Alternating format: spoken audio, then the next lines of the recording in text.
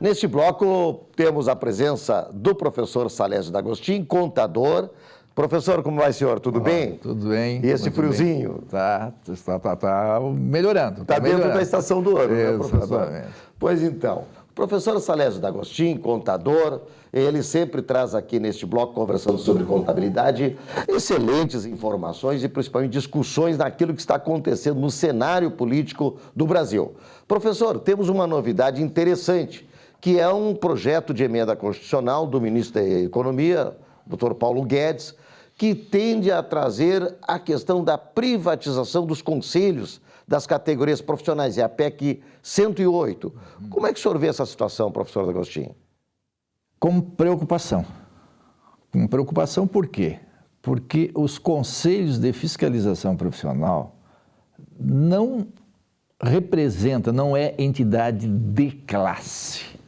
Esses conselhos foram criados para proteger a sociedade nos assuntos específicos da profissão. As profissões liberais, pelo nome já que é dito, é liberal, porque não é o patrão que diz como ele tem que executar.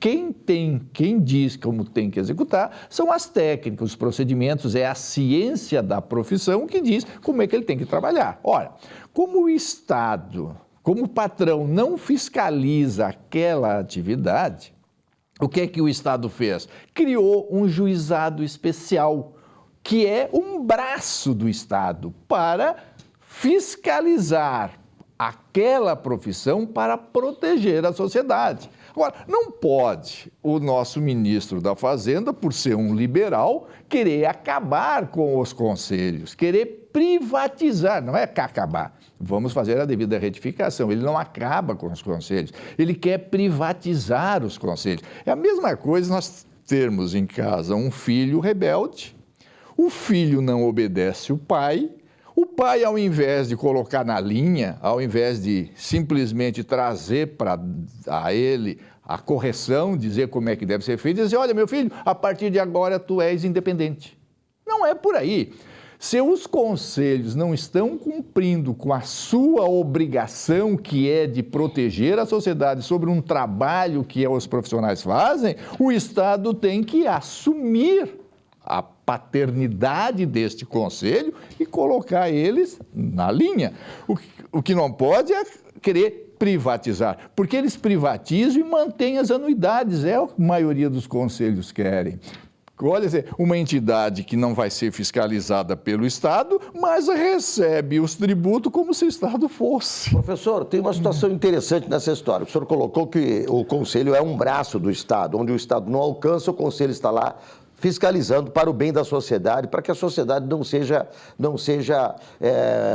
de uma forma ou de outra, não é mal atendida pelos profissionais. Aí entra contador, engenharia, arquiteto, odontologia, Conselho Regional dos Farmacêuticos, administradores, e por aí vai.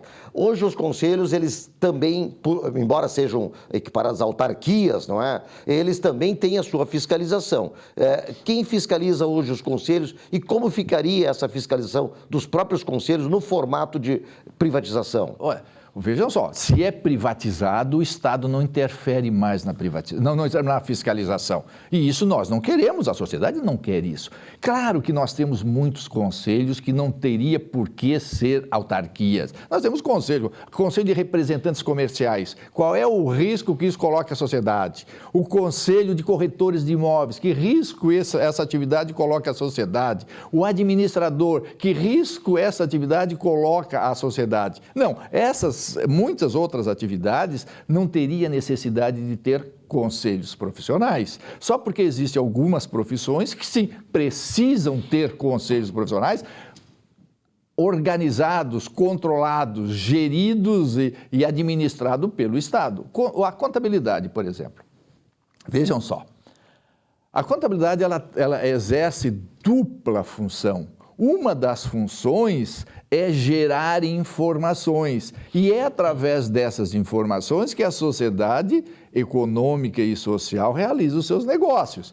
Se o Estado não manter controle sobre a contabilidade, o dono da pessoa jurídica vai elaborar as demonstrações contábeis de acordo com os seus interesses. E aí, como é que vai haver esse controle? Como é que vai haver essa estabilidade da sociedade? A sociedade depende das pessoas jurídicas porque é ela que gera emprego e renda. A sociedade depende das pessoas jurídicas porque é ela que gera o lucro, é ela que gera a situação financeira e a situação econômica. Então, o Estado tem que intervir. Neste caso, a contabilidade exerce efetivamente uma função social, porque a sociedade precisa da contabilidade, a sociedade precisa do contador. Então, nós não podemos privatizar esta função, esta atividade. O Estado precisa intervir. Nós não podemos aceitar, de hipótese alguma, que um conselho que é privatizado diga como é que as demonstrações contábeis têm que ser elaboradas, porque vai haver a manipulação de resultado, vai haver um caos total, vai haver um problema muito sério na economia. Então é por isso que o governo não pode privatizar.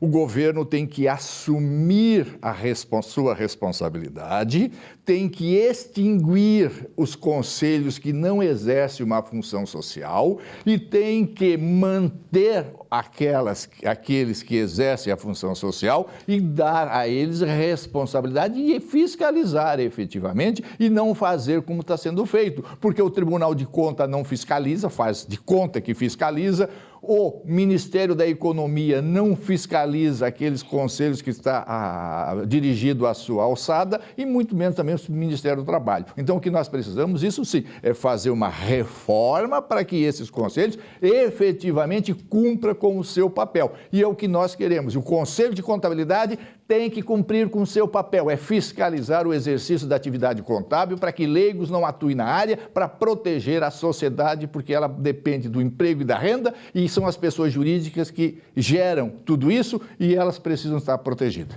Muito bem, fica o recado bem contundente do professor Salésio D'Agostin, a qual eu me filio a essa preocupação, porque realmente a sociedade ela precisa de proteção. Já existem alguns órgãos protetivos, já existem leis protetivas, mas cada vez mais a gente tem que ter a segurança da contratação e do resultado final. Não é? Professor Salésio D'Agostin, nós temos aqui uma pergunta muito interessante da contadora Fátima Lacerda, de Caxias do Sul, que diz respeito justamente à questão do empresário, aquele empresário que está lá com seus clientes. Hoje a gente sabe as dificuldades que todos têm, o empresário tem, o cliente tem, o consumidor final tem uma dificuldade muito grande em função dessa recessão. E a pergunta da contadora Fátima Lacerda é a seguinte, até ela está transferindo de um cliente dela, né, para aqui o professor D'Agostin. Um cliente me perguntou qual é o prazo médio de recebimento dos clientes da empresa dele. Não é? Penso que diga respeito àquela questão dos parcelamentos que as pessoas pedem, né, quando são consumidoras, enfim, de algum produto. Qual é o prazo médio, professor, do recebimento dos clientes da empresa? Tem alguma fórmula técnica de cálculo? Tem, sim. Olha só. Veja só, Maria de Fátima. Esta é uma disciplina, né? Essa é uma análise que se faz quando se estuda, né? Quando se faz a análise financeira para cálculo de capital de giro. Então, lá na disciplina das análises das demonstrações contábeis, existe lá uma parte específica que se examina o capital de giro de uma empresa. É isso? Muito bem. O que acontece? Isso é normal, porque os agentes financeiros perguntam muitas vezes no cadastro que diz qual é o prazo médio do recebimento dos seus clientes. Olha, o profissional não precisa perguntar para o empresário qual é o prazo médio para que o cliente diga. Você pode simplesmente calcular através das informações que são geradas pela contabilidade. Veja só, quando você vende a prazo os bens, o que é que você faz? Você tem o dinheiro, se a operação foi à vista, ou você tem a receber do cliente se a operação foi a prazo. A contrapartida, a origem desse dinheiro ou desse valor a receber do cliente é a venda do bem. Então, verifique que a venda do bem tem relação com o cliente. Se você nós estamos em julho, muito bem. Se você pegar as demonstrações contábeis de julho, você vai verificar o montante de vendas de janeiro a julho e comparar este montante com o valor que você tem a receber.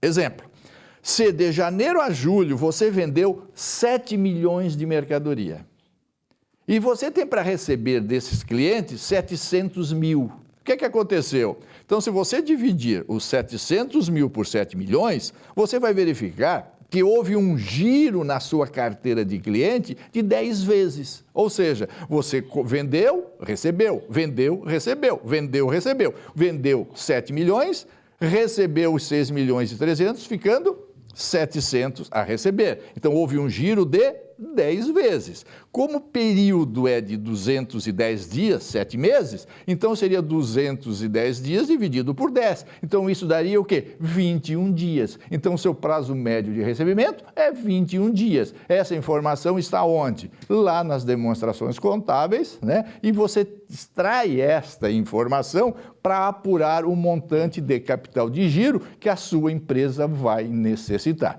Se você financia o seu cliente por 21 dias, a pergunta é: quanto é que eu vou precisar de dinheiro para dar margem a esse tempo? Verifica quanto é que isso custa. Essa mercadoria custa porque você está financiando. Então, o custo dessa mercadoria vezes 21 dias, que é o prazo que você está financiando o seu cliente, é o capital de giro que tu precisa ter para financiar o seu cliente.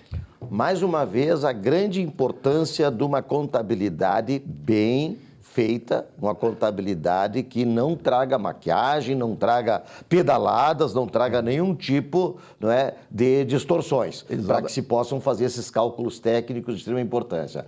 Então, encerramos aqui o quadro com o professor Salésio D'Agostin conversando sobre contabilidade, e o programa Economia e Desenvolvimento agradece a audiência de todos. Obrigado, professora. Eu é que agradeço.